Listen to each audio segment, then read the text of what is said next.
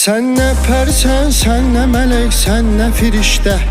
Hikmet böyük Allah'da, xeyir vardı her işte. Allah sen rüyada qonaq etsə behişdə.